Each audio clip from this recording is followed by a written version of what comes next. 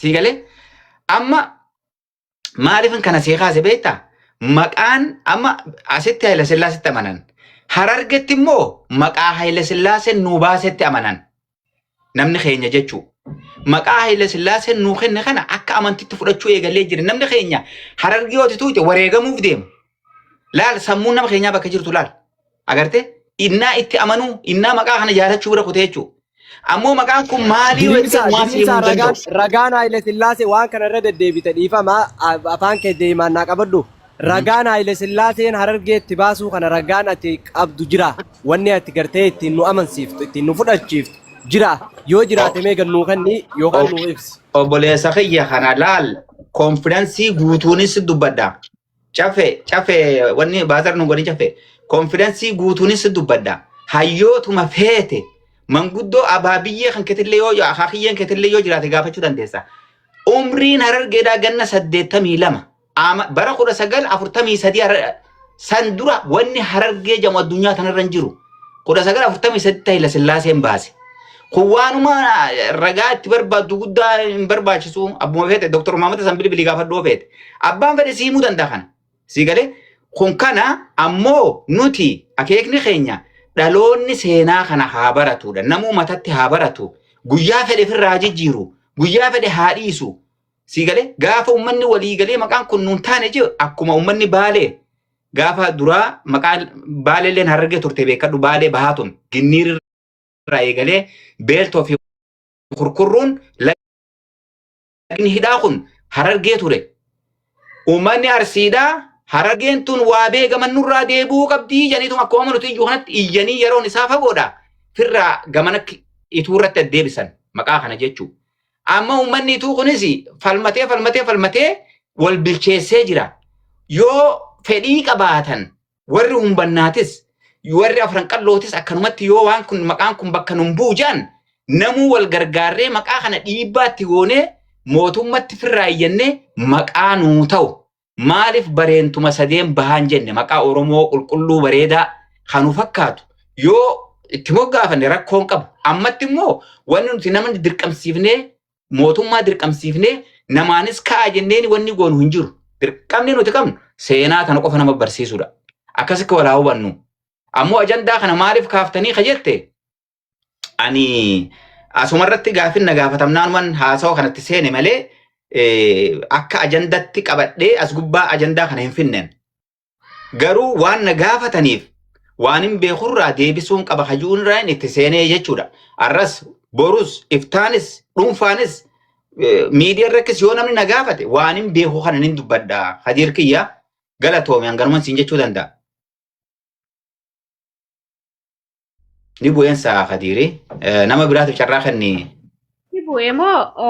ni buusane ayyuu keenya artistii keenya Diriirsa Alamoo hedduu takka galatoome ulfaadhu hundummaan keessanuu irras keessa jirtanu hedduu isin dhaggeeffachaa turree haasaa bareedaa adeemsa bareedatti jirtani galatooma ulfaadhaa duraan dursee takka waan isin gaafachuu fedhu Diriirsa fi caffee wanni isin gaafadhu maqaan Harargee jiru kun ilmaan afran qalloo qofaa yaamama moo sadeen bareentumaa ilmaan humbannaati fi ilmaan murawwaa bareettoo kana waliin yaamama jaarmanni isaanii gaafa dura gadhaabbatu maal irratti gadhaabbate ilmaan afran qalloo qofaan dhaabbate moo jaarmaa kana mee addanaa baasa tana gaafinti hayyee caffeen irratti dhiisee deeme nama 400 keessatti na dhiise kute mee too ni dubbatta Diriirsa haasa'e dubbadhu tole obse hanguma beenu walii himna ani waan kan akka gaaritti keessallee beekuu baadhu hangam beekun irraa si ibsa na caalaa ammoo namni beeku yoo mana kana keessa jiraate yoo mana kana jalallee bahe ol bahanii si ibsuu ni danda'anii nama seenuu fedhu galchinaa caffee mooditara nu guuti takka nama taa'ee tartiibaan nama galchi takka mooditara guutuu naafan Okay, caffee waan dhaga'uun se'u tole tokkoffaa maqaan Harargee jiru kuni bareentuma sadeen bakka bu'amoo akkamii ka jette kun gaafiin qabu nuti hundinuu Harargeedha nuti hundinuu Harargee jala bulaa jirra. Harargeetu maqaa Harargeetini biiroon Harargee bahaatii fi Harargee dhiyaatis hoogganamaa jirti.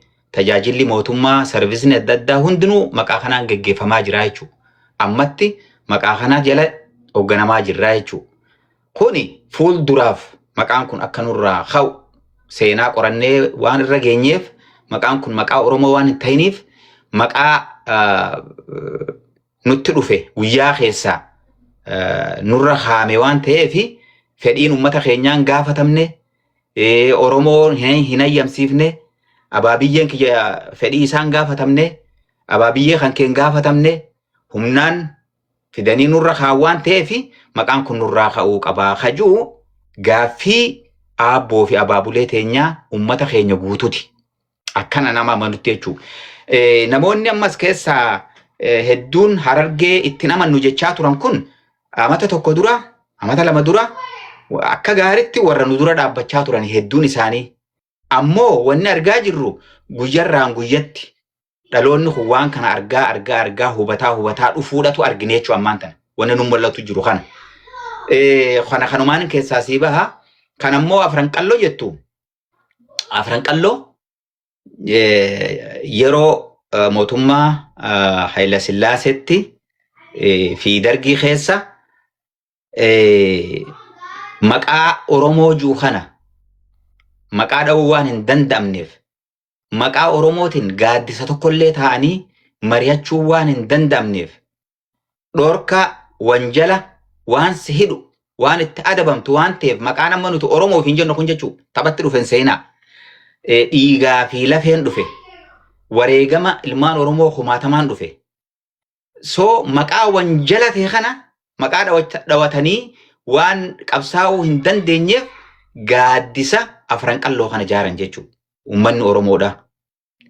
Kana ka godhe afran qalloo qofa osoo hin ta'in Oromoota hundaa keessa jira. Adda durummaan ammoo afran qalloo humbannaa fi ituudha. Warri waan kana jaaruu keessa qoodas qaban maallaqa isaanillee qaban. Siigalee lakkoo isaanillee heddumminaanillee warra kanaa jechuudha. Warra kana sadeentu afran qalloo jaare. Hogguun kana juu Oromoonni biraatis bakka biraatti dhufan keessa turan ni jiran. Siigalee so maqaan kuni maqaa akka lamatti yaamuu dandeenya jechuudha. Tokkoffaa akka ijaarsa Oromoo kan Oromoo tajaajile habara dukkanaa keessa maqaa kanaan baandiin jaaramee ummata Oromoo ittiin dammaqsaa turan ittiin kakaasaa turan Oromoo fi Oromummaa qabatamaan Oromoo barsiisanii akka Oromoon falmatu akka qabsoodhaaf hiriiru akka if baru maalummaa isaa akka baratu eenyummaa isaa akka baratu kan godhe waldaa afran qalloo kana jalatti Oromoon jaaramteeti. Takka kana. At the same time yeruma kanatti ammas afran qalloo jechuun karaa biraatiin yoo kana garagalchite maqaa gosaati. Kanallee beekuu qabna. Maqaan afran qalloo jiru maqaa jaarmaa qofa osoo hin taane maqaa gosallee ibsaa jechuudha. Gosa teenya ta'amma afran qalloo jennuun tanaa jechuudha. So kuni akkana jaarmayni kun jaarmaa hunda keenyaati. Akka amma dhiibnee qe'ee takkatti galchinu kana hin turre seenaan isaa. Seenaan isaa ganna 60 deemaa jechuudha. So kana namni hundinuu baruu qaba. Namni hundinuu amanuudha qaba.